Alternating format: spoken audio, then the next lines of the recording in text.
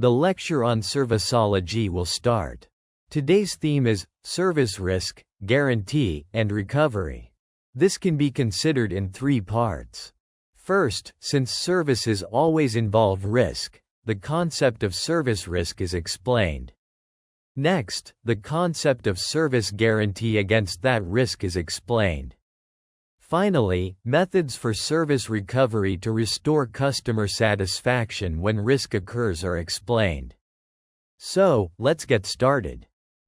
In simple terms, service risk is the fear of the unknown that a customer feels before buying a service.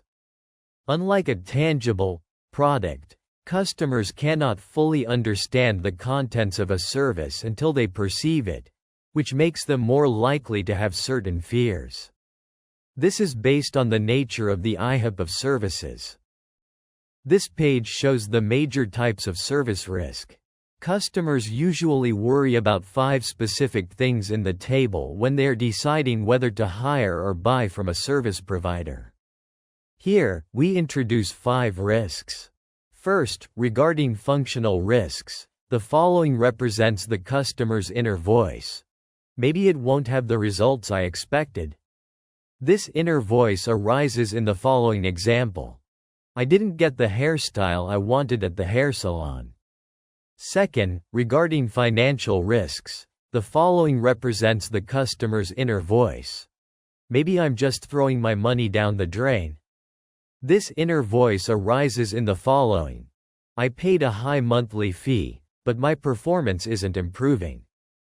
Third, regarding physical risks, the following represents the customer's inner voice. Maybe it's harmful to my body? I hurt my back after getting a massage. Fourth, regarding psychological risks, the following represents the customer's inner voice. Maybe I'll have a bad experience? The staff's rude attitude makes me feel uncomfortable. Finally, there is the time risk. Maybe I'll just waste my time? This inner voice arises in the following. I made an appointment, but I had to wait a long time. We must be mindful that our customers are usually worried about these risks. Next, we will explain the service guarantee. In simple terms, a service guarantee is a formal promise made by a business to its customers that the service they receive will meet a specific standard. If that standard isn't met, the business commits to making it right, usually through a refund, a credit, or a do-over. Think of it as a safety net that shifts the risk of a bad experience from the customer back onto the company. We will introduce 3 factors of the service guarantee. First, specific promises. This means that rather than vague statements like, if you're not satisfied, they often establish concrete criteria such as, free if not delivered within 30 minutes, or discount if wait time exceeds 10 minutes. Second, unconditional. That is, fewer detailed conditions, exclusions, like, except in cases where. Make it easier for customers to understand, fostering trust. Third, effortless compensation. This means that it's crucial that dissatisfied customers can receive compensation immediately without navigating complex procedures. Please refer to the above when designing service guarantees. This slide shows examples that include the service guarantee factors mentioned earlier. Hotel. If there are any cleaning issues, we will refund the full amount of your room charge. Delivery service. If we are late, we will waive the delivery fee. Housekeeping service.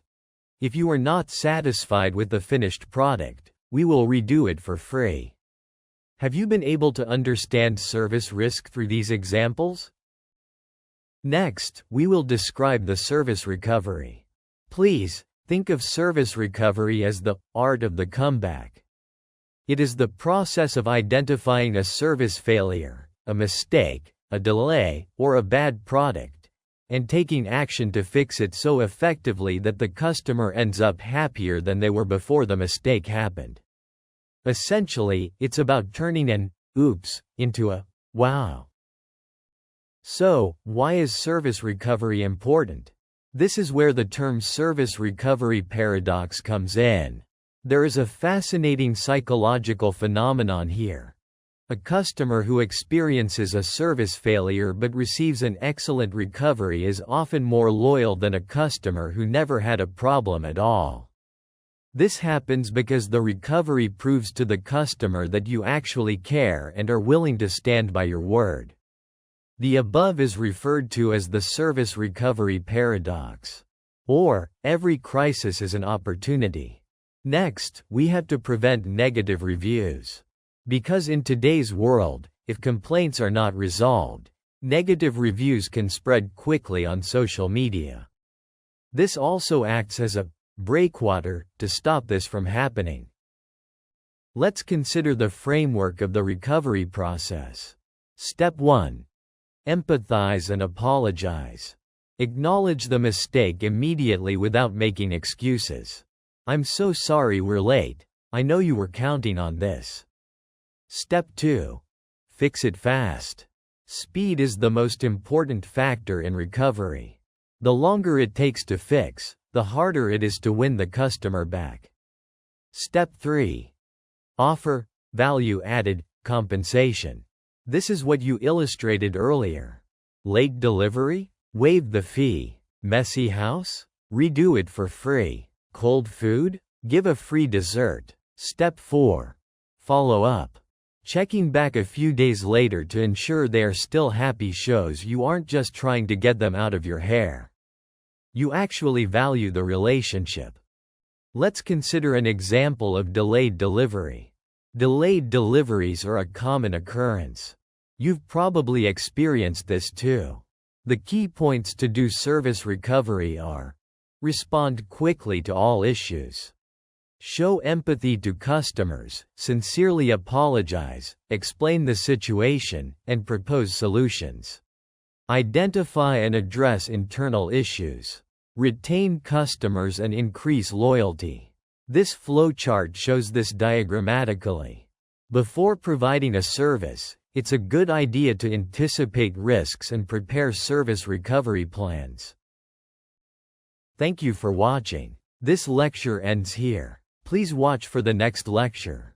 The URL for the next lecture is listed in the description box of the opening lecture, whose URL is in this description box. If you like this lecture, please subscribe to my channel.